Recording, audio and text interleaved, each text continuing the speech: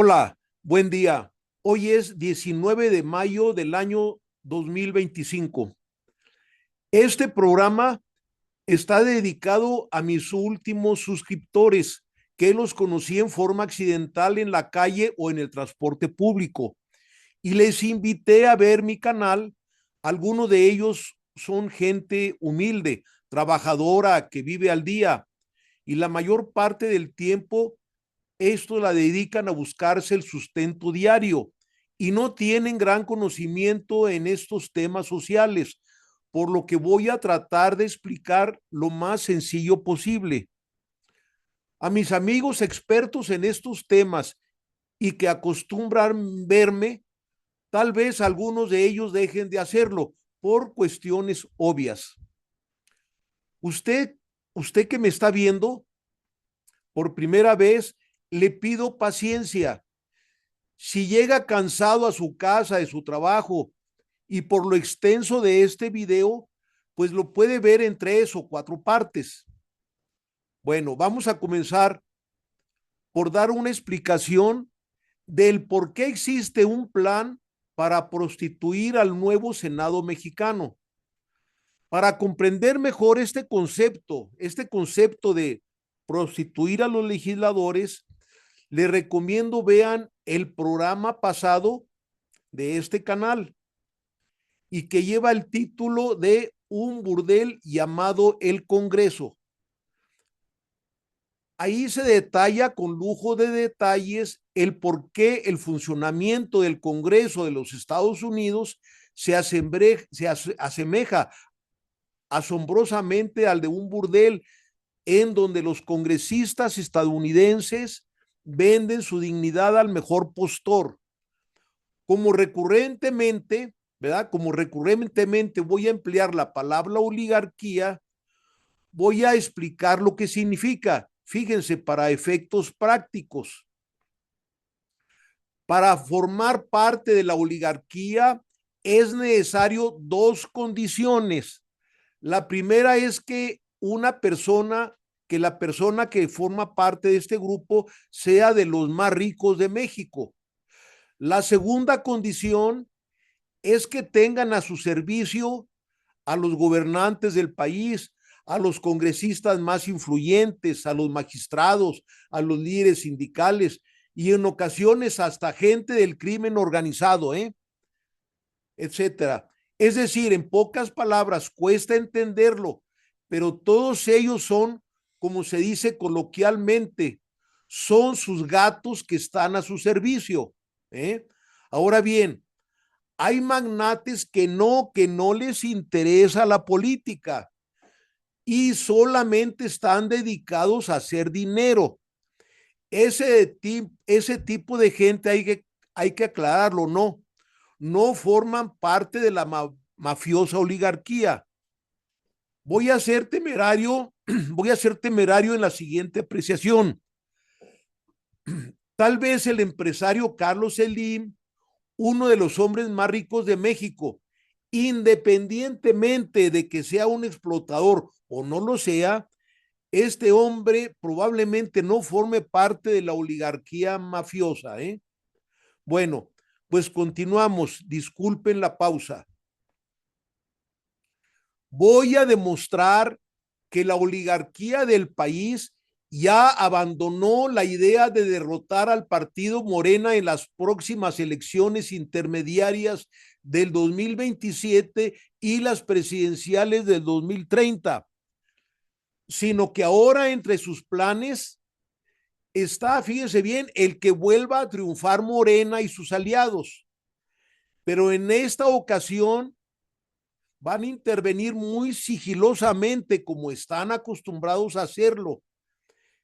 Van a intervenir en las precampañas internas de este partido y apoyar económicamente a la mayor parte que se pueda de los diferentes precandidatos de Morena, para que ganando la contienda interna, ¿verdad? Para que ganen esta contienda y de esta manera estos futuros candidatos ya estén comprometidos de estar al servicio de la oligarquía, tal y como sucede abiertamente en los Estados Unidos.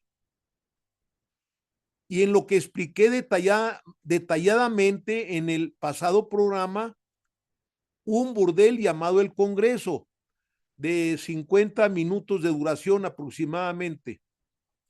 Cabe notar que esta estrategia no es nueva, ¿eh? No, pues la oligarquía siempre la ha utilizado en el pasado. Es decir, del año 2018 para atrás, suspendió esta práctica a partir del triunfo electoral de Andrés Manuel López Obrador.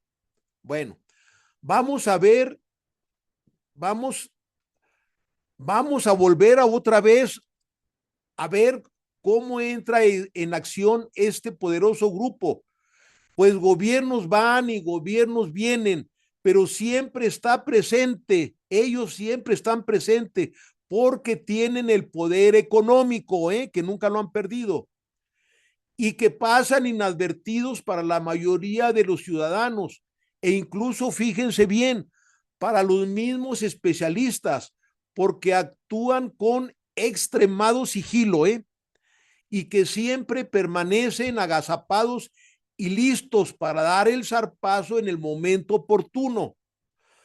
Para darnos una idea más exacta de este poder, veamos la declaración que hace Alfredo Figueroa, quien fue consejero del Instituto Federal Electoral del año 2008 al 2013, que fue hecha al Canal 14 el día 29 de marzo del 2020, 2 años después de entrar el gobierno de López Obrador a la presidencia.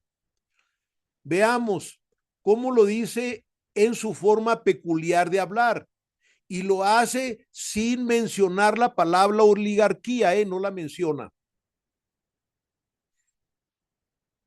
Compañía estaban involucrados en la construcción de carreteras y estaban robando dinero al gobierno al reducir costos y obtener ganancias del proyecto. Al final de cuentas, en México somos un reflejo de lo que sucedió en Brasil con Odebrecht. Sí se parece al caso brasileño y se parece al caso de otras democracias, pero el tamaño todavía no lo alcanzamos a medir, no lo alcanzamos a evaluar, y el problema es que los personajes que estaban siguen ahí.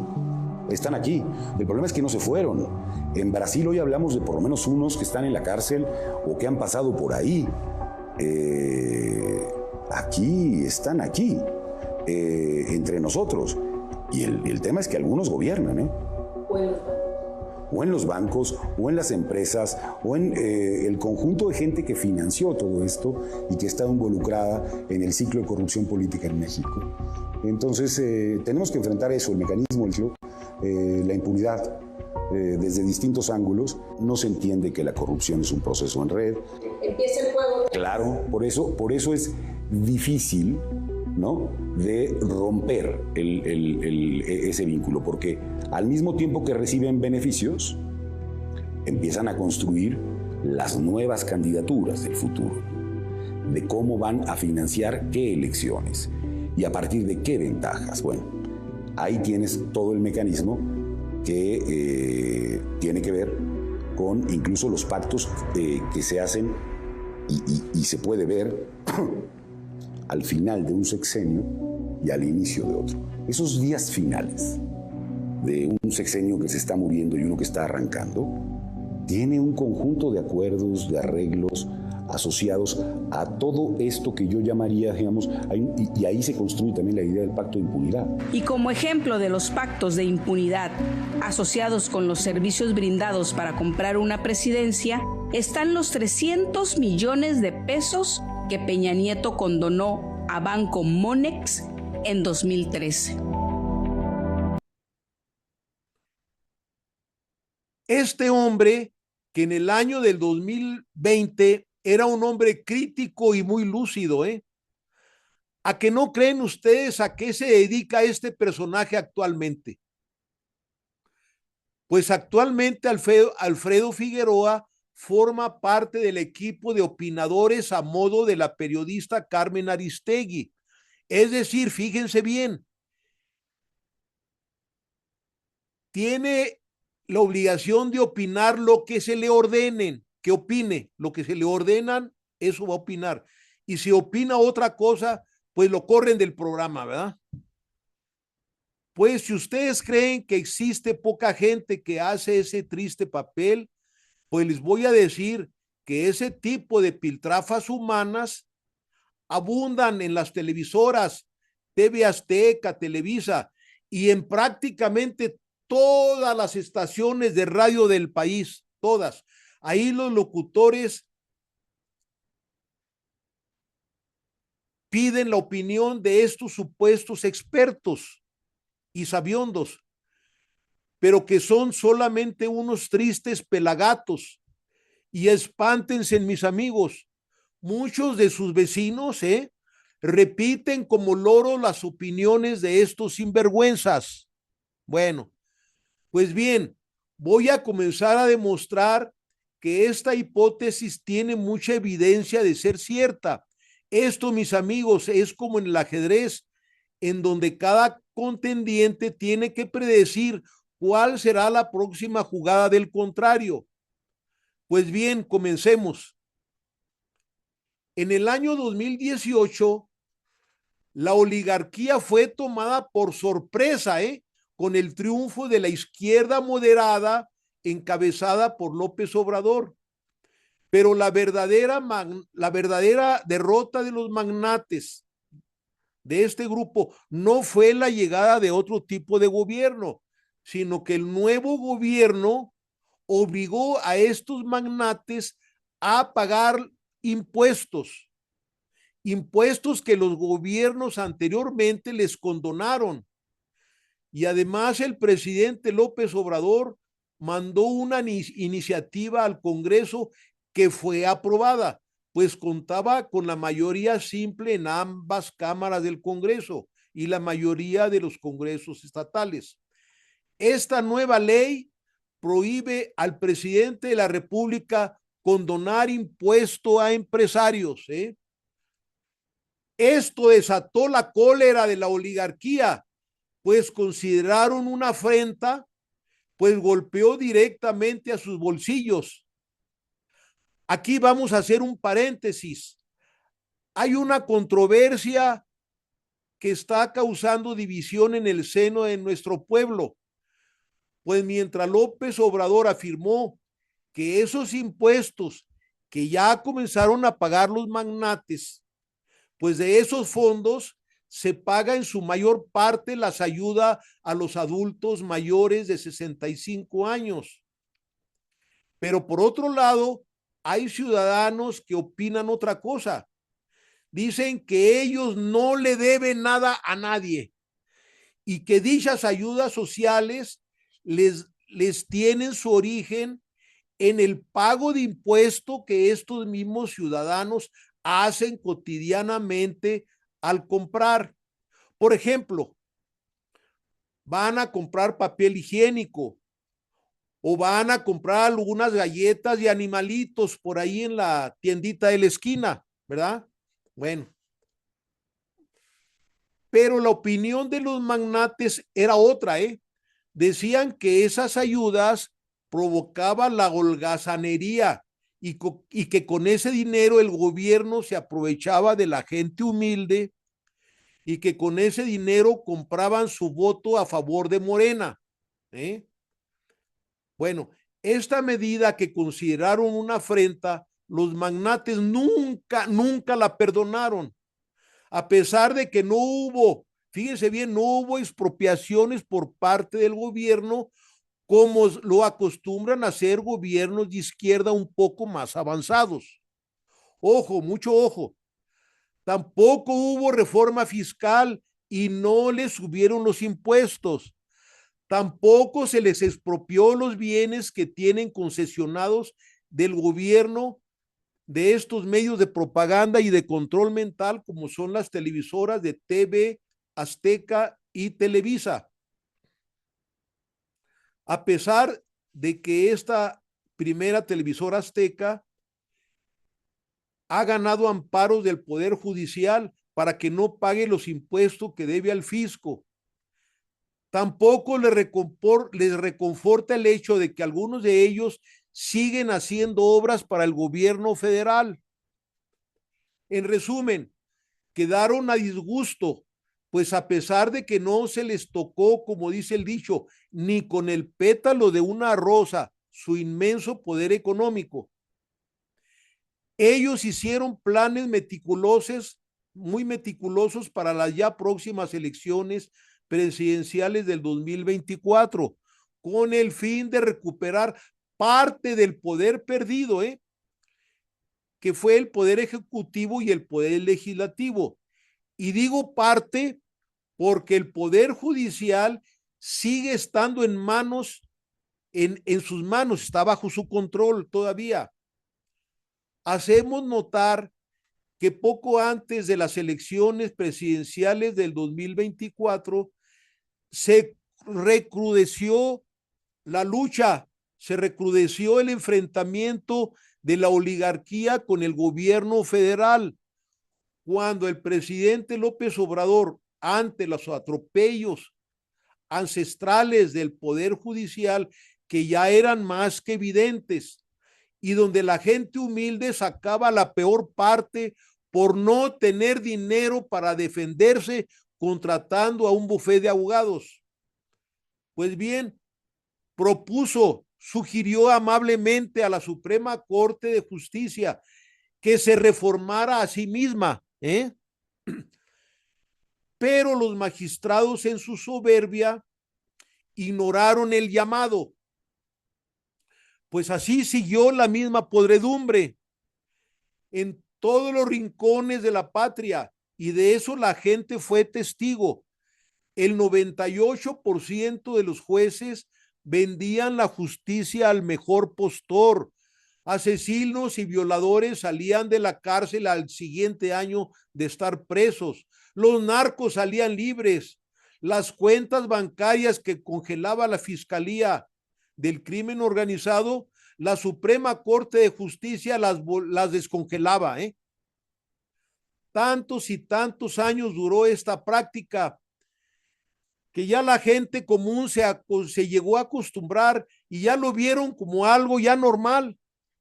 E incluso entre los mismos jóvenes estudiantes de derecho, fíjese, entre los mismos jóvenes, hicieron propio un dicho que dice: un abogado honesto se muere de hambre. Pues bien, es entonces cuando López Obrador envía al Congreso un proyecto de modificación constitucional para reformar todo el poder judicial, pero lo hizo a días de celebrarse la próxima elección del 2024 y que lógicamente ya no daba tiempo a ser aprobada o rechazada por el actual Congreso. Entonces, el asunto quedó pendiente para el próximo nuevo Congreso, que debía ser renovado de acuerdo con las elecciones del 2024. Y es en este punto que el presidente López Obrador llama abiertamente, llama masivamente a votar por Morena y ganar las 2/3 partes del Congreso Federal y de los estados. Bueno, vamos a analizar la estrategia que implementó la oligarquía para derrotar a la izquierda y su partido Morena.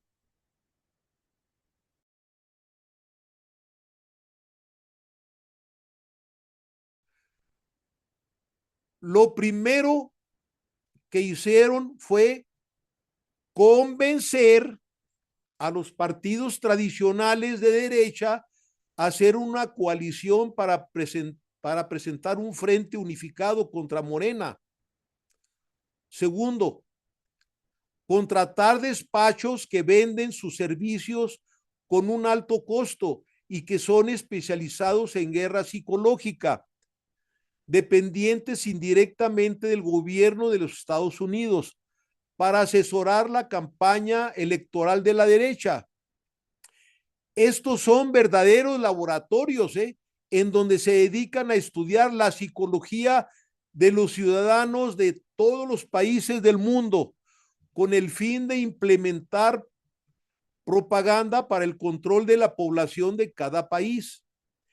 En el caso de México, Ahí está, mis amigos, descrito con todo detalle la personalidad del mexicano, sus temores, su temperamento, su religiosidad, sus prejuicios, sus complejos, etcétera, etcétera. Créanlo, créanlo, mis amigos, ellos nos conocen más de lo que nos conocemos a nosotros mismos, ¿eh?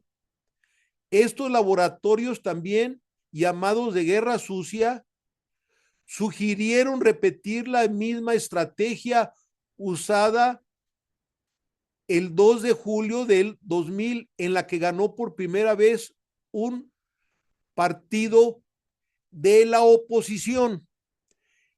En este caso resultó ganador Vicente Fox del PAN, que fue elegido este personaje por sus características que iban acorde con la idiosincrasia del pueblo mexicano.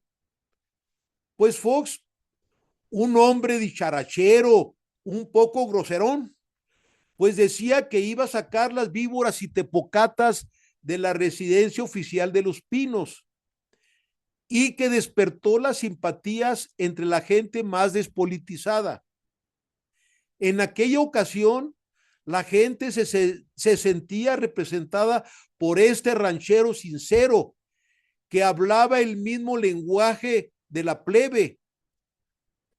Hubo comunidades campesinas del norte que se sentían representadas por un hombre sin pelos en la lengua que era bragado y machín, ¿eh? Pues bien, los estrategas de la campaña debían de escoger un candidato o candidata con esas características, dicharachera, que despertara las simpatías de la gente, y escogieron la candidata idónea para ser la presidenta en una senadora que fuera capaz de despertar las simpatías y la gracia del público. Por sus ocurrencias, utilizaron la estrategia llamada estrategia pan y circo. Pan y circo.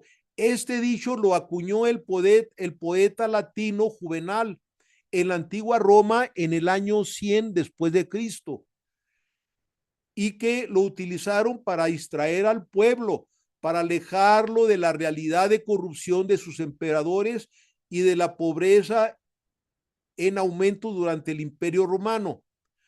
Pues bien, esta elección recayó en la senadora Xóchitl Gálvez por sus muy originales ocurrencias, veamos.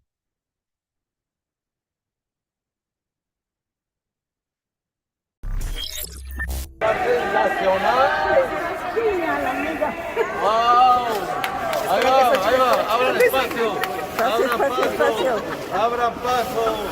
Aguas, porque el que se atraviesa marcha.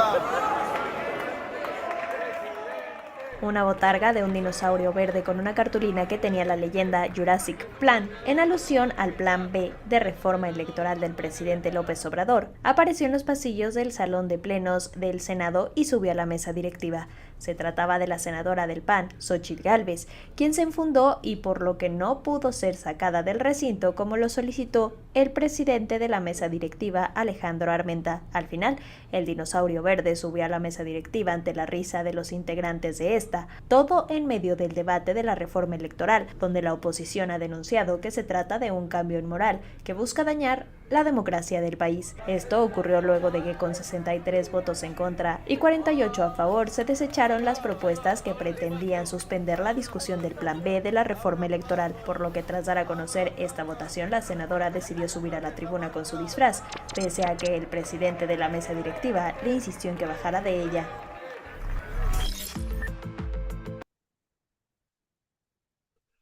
Ahí vemos cómo la ocurrencia muy original de esta senadora hace reír hasta el presidente del Senado de Morena en aquel entonces, el senador Alejandro Armenta, hoy gobernador de Puebla. Pues ya al final sus compañeros de bancada se tomaron una fotografía con este dinosaurio. Bueno, ahora vamos a ver otra estrategia de la oposición. Ánimos, mis nuevos suscriptores, no se vayan a cansar de seguir viendo este video. Les garantizo que se van a reír después de ver el siguiente video, se van a reír. En donde los dirigentes de la oposición llevaron a cabo la estrategia llamada de veda electoral. Es decir, que no iban a participar en las discusiones ni en la aprobación de nuevas iniciativas mandadas al Senado por el presidente de la República. Veamos cómo trataron de impedir la aprobación de la ley contra el combate al fentanilo. Para ello tomaron el Senado e hicieron un plan de pernoctar ahí mismo con una muy divertida pijamada, y en el que ellos mismos se filmaron para que este video se publicara en redes sociales. Es para que esta ocurrencia causara simpatía y gracia en el público. Bueno, entre estos senadores hay un senador que es descendiente de Francisco I. Madero. No sé qué pensaría el prócer de la patria el ver a su nieto o tataranieto, no sé, viendo en estos desfiguros, ¿verdad? No sé qué pensaría.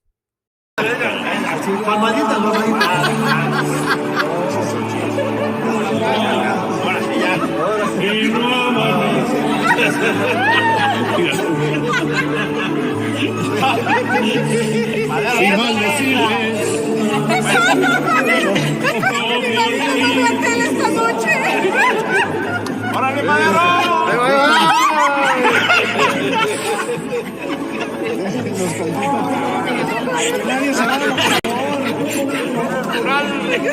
Vamos a hacer más legisladores.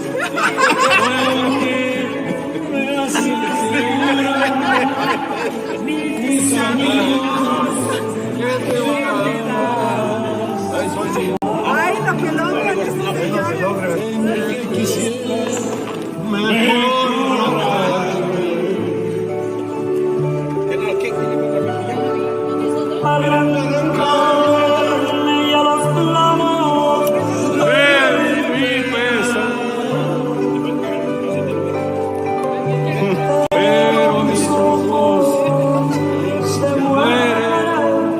Trae el calcetín roto, senador.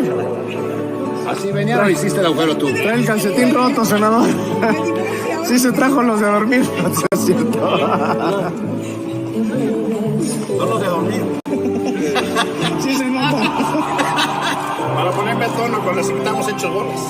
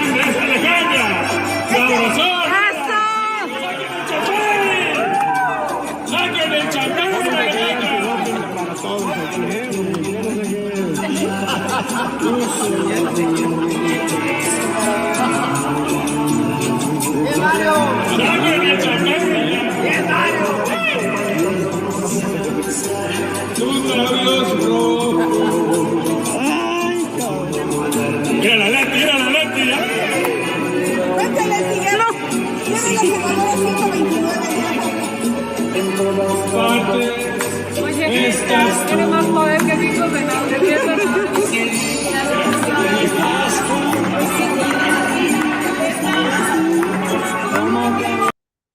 Al siguiente día, el Senado, al no haber condiciones de realizarse la reunión,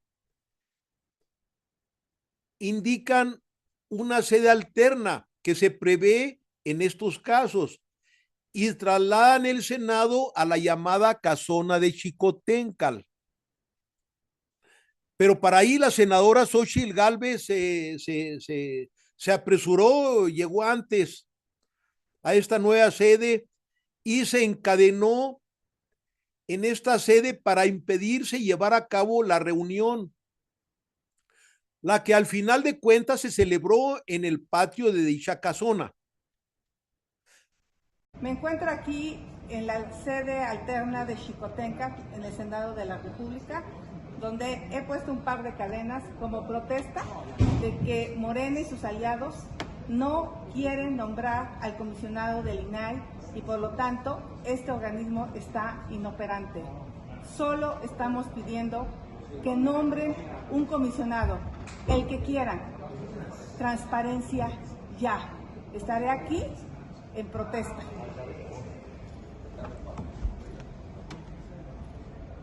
Pues resulta que estos desfiguros de la oposición no tuvieron el efecto deseado de pan y circo. Pues no, claro que no. Al pueblo ya no le causó gracia el actuar de estos chistosos. Fue algo sorprendente. Es como si la idiosincrasia del pueblo mexicano hubiese sufrido una metamorfosis, como diría el escritor Kafka, en relativamente poco tiempo. Pero no, espérenme, no, esperen, les voy a narrar la siguiente jugada maestra. Sí, es una jugada maestra que implementó la oligarquía, seguramente a sugerencia de los laboratorios de propaganda de guerra sucia previamente contratados. Pues resulta que la candidata a la presidencia de la República, Xóchitl Gálvez, por el PRIAN, tenía otros atributos excelentemente idóneos. Pues al gozar el partido Morena de un segmento de la población de sector pobre y clase media baja de la población que simpatizaba abiertamente con este partido de izquierda moderada, pues sencillamente, pues era la mayoría de la población. Así que la derecha utilizó una estrategia muy inteligente, hay que reconocerlo, muy inteligente, en donde se aplica cabalmente el dicho que dice así: para que la cuña apriete, debe de ser del mismo palo. Fíjense bien, la candidata Xóchitl Gálvez fue presentada como una mujer con raíces indígenas, que vivió en la pobreza, que hacía largas caminatas de niña para llegar a la escuela, que sufrió maltratos de un padre alcohólico, golpes incluso, que huyó a la capital de la República huyendo de la violencia familiar y de la pobreza para estudiar por cuenta propia, y que vivió en la capital de la República en cuartos de azotea, etcétera, etcétera, etcétera, y muchas otras lindezas que ustedes ya deben de conocer. Pues bien, resulta que tampoco esta mujer impactó en el alma de la plebe mayoritaria del pueblo, no impactó. Es más, en un pueblo de Hidalgo donde esta mujer nació y se crió, pues ¿a qué no creen? Que ahí ganó Morena en las elecciones del 2024 en su mismo pueblito. Pues imagínense, ya el Centro de Inteligencia del Pentágono de Estados Unidos, el Pentágono de Estados Unidos, sección México, pues ya tuvieron un trabajo, se tuvieron que actualizar, pues tuvieron que hacer una modificación del perfil psicológico del mexicano. Pues este perfil lo tenían como un prototipo del impacto emocional que causaba en el pueblo cuando veían el programa telenovelero de La Rosa de Guadalupe.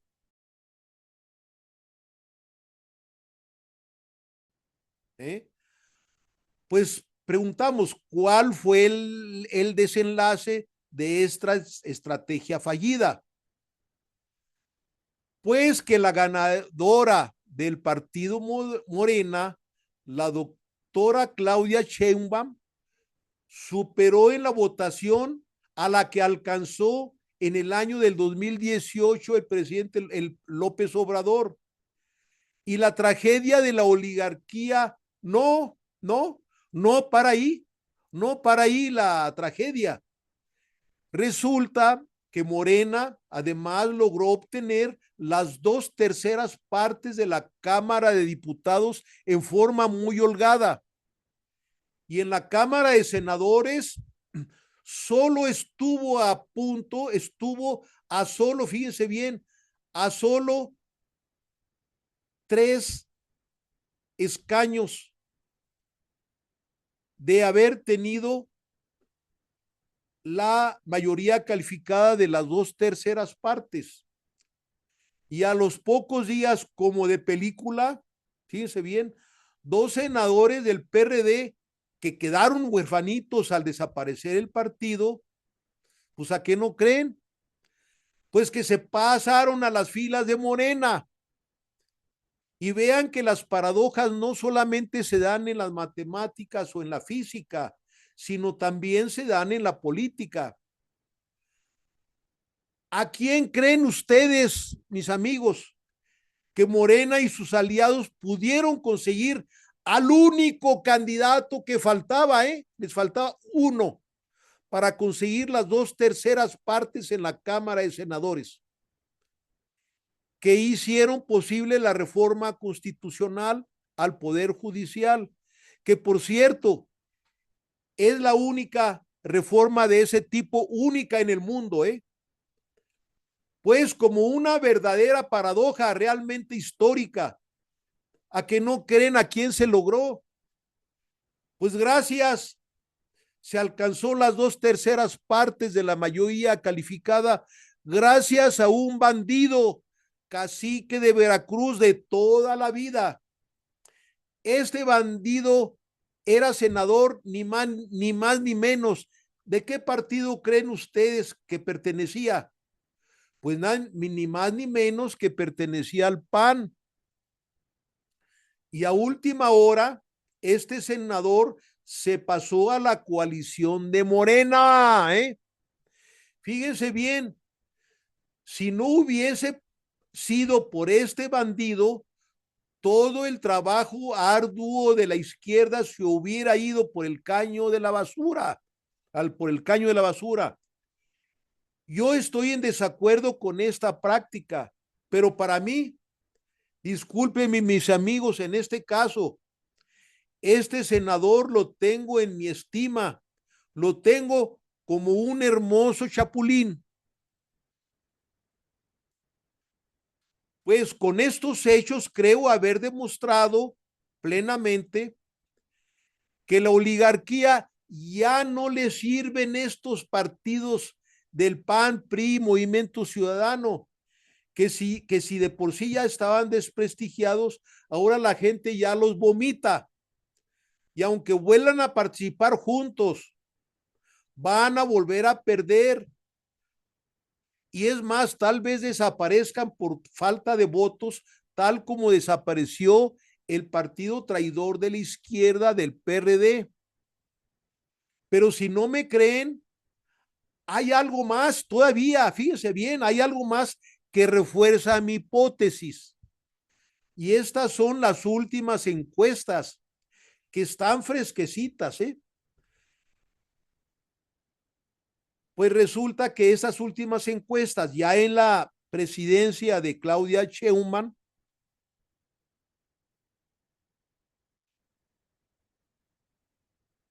aquí vemos la encuesta del 24 de abril de este año del Financiero. Pues 41% de la población simpatizan con Morena. Únicamente el 9% del PAN y 7% del PRI. Imagínense qué barbaridad. Aquí vemos la encuesta del 25 de abril en el diario El Debate. Afirma que mientras Morena crece, 81 organizaciones quieren ya ser partidos. Bueno, aquí vemos otra encuesta. Aquí vemos la encuesta del 28 de abril de este año del periódico La Jornada. Menciona que mientras Morena tiene un explosivo aumento en sus militantes, mientras, fíjense bien, el resto de los otros partidos tienen el mismo padrón del 2021, es decir, en 4 años tienen 0 crecimiento. Pues ya, es muy claro que con estos resultados, la oligarquía no le queda de otra que apoyar y prostituir, como dije en un principio, a Morena para adueñarse del partido y controlar a los futuros gobernantes de la izquierda, tal como lo hicieron en el pasado con el PRD. Bueno, es más, a la oligarquía ya tampoco le conviene que ganen estos chistosos de la oposición, porque si llegaran a ganar por suerte, o ya sea por una guerra comercial abierta contra que les haga Estados Unidos contra México, que parece poco probable estratégicamente hablando. Ellos saben bien, la oligarquía sabe bien, que un triunfo de la oposición crearía desestabilización en el país y pudieran surgir grupos de izquierda más radicales.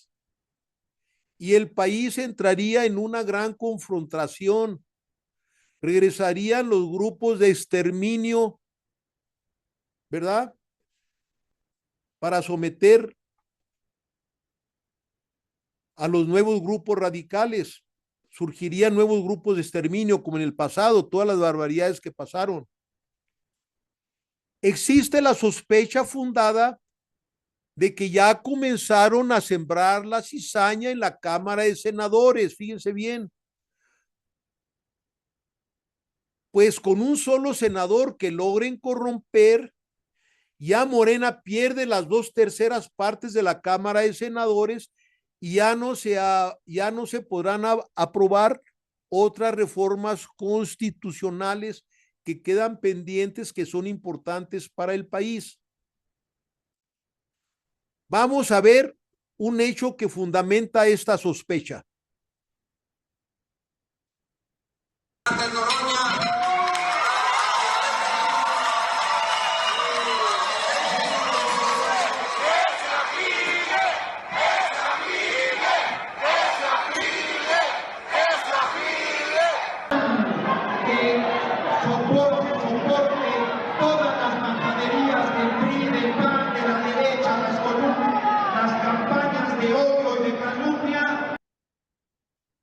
Bueno, después de esto reaccionaron las redes sociales de la oposición con burlas. Veamos. ¡Tiro cruel! Porque ahora resulta que el pueblo bueno fue mi general Noroña. Ahí, bajarse a convivir con las huestes, con el pueblo, con el chamago. Y les dijo, vamos allá a la reunión del PT a ver qué onda. Y que me llega y que me lo abuchean. Que me lo abuchean. En el partido del trabajo. Y le dijo Noroña, si yo trabajo más que todos ustedes juntos, hijos de la mañana. Y no, todo el mundo ahí, traidor, Judas, qué sé qué. y le estuvieron ahí gritando un chorro de cosas, me lo hicieron enojar. También para qué vas, güey. También para qué vas, Jerry. Ahora, Gerardo, ya te lo hemos dicho las semanas pasadas, acarreados, esa es la clave. Págales unas tortas y ya todo el mundo, mi Noroña, mi general, no sé qué. Y allá abucheado, se enojó machín. Ahora, Sí. si sabes que no eres santo de la devoción de nadie. De nadie, de ahorita nadie. De nadie. ¿Cómo te atreves a caer? ¿Qué onda? ¿Quién Sí. tomando? ¿Quién Saquen. tomando? ¿Quién tomando? No, güey, no, obviamente te van a buchear. Por donde pasas, te sucede. Ya deberías saber Ah, sí. a dónde ir y a dónde no. No, aparte, ¿sabes qué pasa? Es que si alguien está experto en que lo saquen a patadas de un lugar, es Gerardo. Si le pasaba cuando no Si era... le pasaba cuando nadie lo topaba, que se quería hacer pipí en la coladera, lo cargaban los policías ahí para afuera. Cuando no quería pagar el IVA de Cuando un no, boing de mango. no quería pagar el IVA de unos gancitos, de unos frutilupis, lo sacaban a patadas del súper. O sea, el rollo es que él ya está acostumbrado a estas cosas. ¿Sabes? Como yo creo que ya es callo lo que ¿Pero qué tiene. le dijeron al caballero? Traidor, y le decían que se afilie, y Judas. Vamos a ver la... Posteriormente, el senador de Morena de aquel entonces,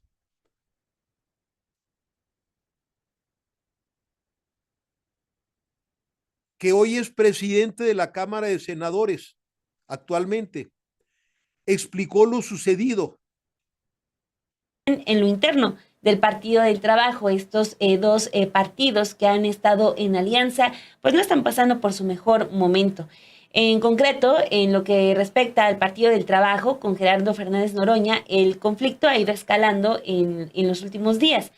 Este lunes, en conferencia de prensa, Gerardo Fernández Noroña dijo estar preocupado de estar siendo utilizado por el Partido del Trabajo para romper la alianza con Morena, luego de que fue abucheado el fin de semana en el Congreso Nacional de ese partido, al cual fue invitado, y lo cual Noroña calificó como una emboscada. Vamos a escucharlo. Lo del PT ya dije yo lo que tenía que decir. Fue una emboscada. Fue una emboscada. Pues no es correcto que te inviten a su casa. Digo que parecen a los mafiosos que te invitan a cenar y luego se para al baño y suácatela, te ametrallan ahí. No es correcto. A ninguna persona se le hace eso. La compañera presidenta ha parado abucheos en contra de gobernadores de oposición. Compañero presidente paró todo el tiempo a gente de nuestro movimiento en cosas de ese tipo. Es incorrecto. Yo me reuní previo a la asamblea con la dirección del PT. Nadie me dijo nada. Nadie me dijo nada. Oye, tenemos nada. No es una cosa muy injusta, muy incorrecta, muy cobarde, muy ruin. No se le hace a un compañero, de ninguna manera. Y efectivamente en la Cámara de Diputados pues hay un personaje ahí.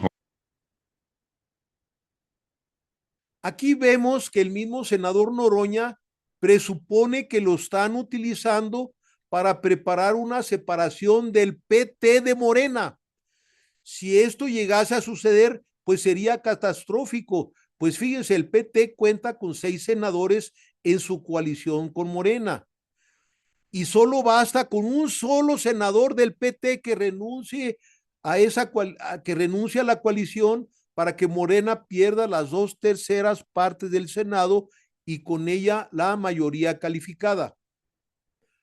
Por último, en forma paralela e independientemente de todo lo demás, los llamados cabilderos, que son personajes de compañías transnacionales, tratarán de prostituir al Senado de México, tal y como lo hace la oligarquía de Estados Unidos en su propio Congreso.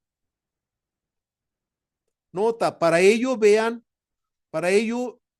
mi pasado programa en este canal llamado Un burdel llamado el Congreso. En gobiernos anteriores, el funcionamiento del Congreso mexicano era similar al burdel del Congreso de los Estados Unidos, Era similar. No llegaba tanto. De Estados Unidos está peor prostituido. Ese pone el ejemplo mundial, está peor. Bueno, a partir del 2018, con el triunfo de López Obrador, Los cabilderos ya no entraban al Congreso mexicano, como dice el dicho, como Pedro por su casa, ya no. Pues ya eran más precavidos y se acercaban a los congresistas mexicanos con más cautela, ¿eh? Pero sucedió algo, fíjense bien, sucedió que el 12 de abril del 2022, en el gobierno de López Obrador, un cabildero de apellido Salerno fue descubierto, fíjense bien, no en el lobby del Congreso, no, se coló en plena reunión dentro de la Cámara de Senadores con el fin de seducir y prostituir a los nuevos senadores. Aquí lo vamos a ver cuando estaba haciendo labor de convencimiento con una legisladora de oposición del PRD que pertenece al PRIAN. Vamos a ver. El día de hoy, un cabildero de una empresa extranjera del sector eléctrico, sentado en una curul del PRI, junto a una diputada del PRD. Hablamos de Paolo Salerno, que se presentó en esta sesión ahí sentado en una curul.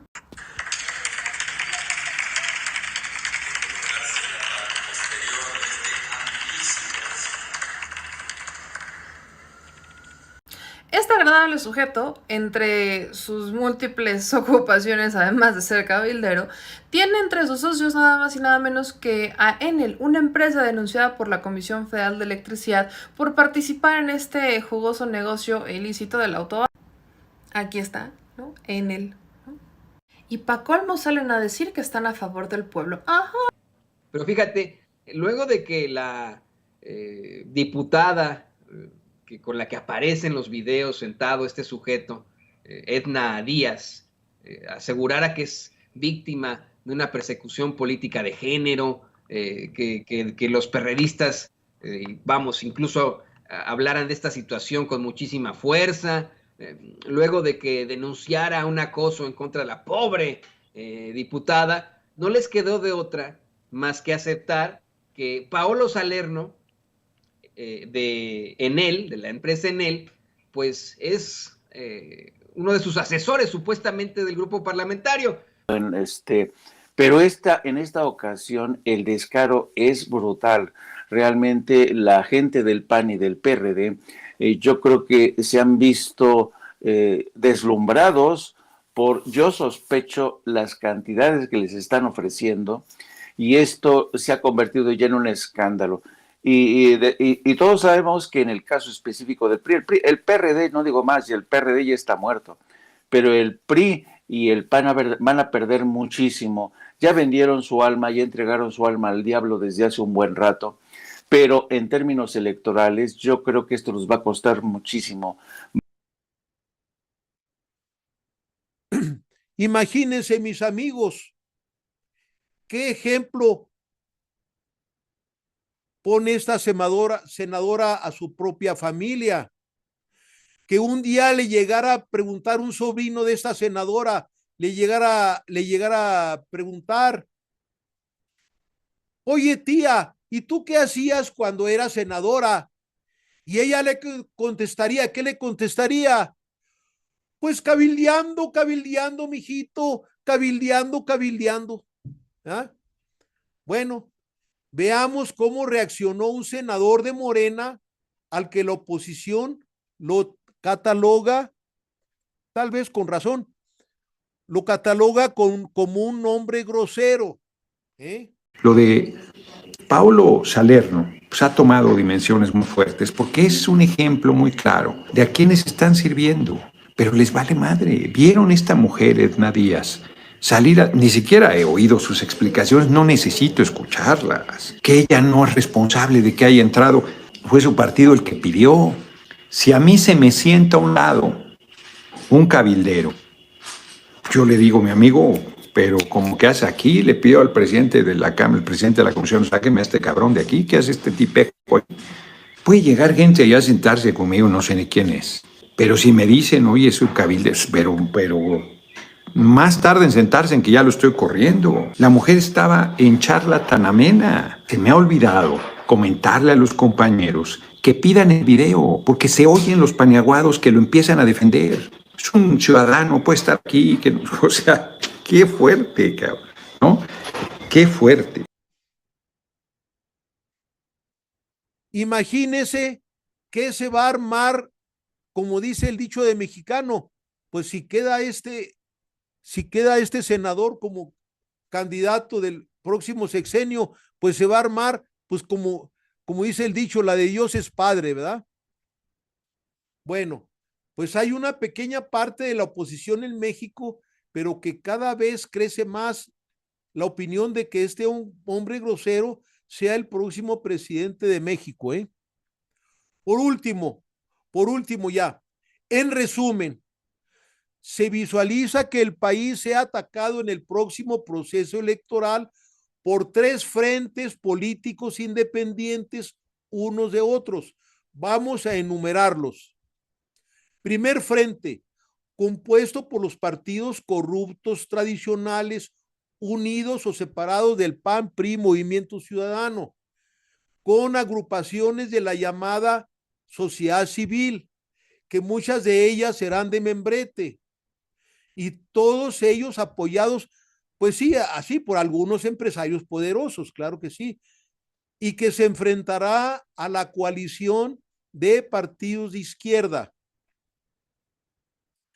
Segundo frente, viene el segundo frente, que es el de mayor envergadura, el grueso de la oligarquía criolla, que pondrá principalmente toda su experiencia y grandes sumas de dinero para corromper a los candidatos de la izquierda al inicio de la próxima campaña electoral, tal y como lo hace la oligarquía estadounidense con sus propios congresistas, dándole grandes sumas de dinero para sus precampañas electorales internas. Tercer frente, independiente de los otros dos. Los cabilderos, que son representantes de empresas transnacionales interesados en que los congresistas mexicanos aprueben o veten leyes según convenga a esas empresas transnacionales en perjuicio del gobierno de México, tal como lo hicieron en los pasados gobiernos de derecha. Bueno, muchas gracias por su atención. Muchas gracias. Nos vemos en el próximo programa.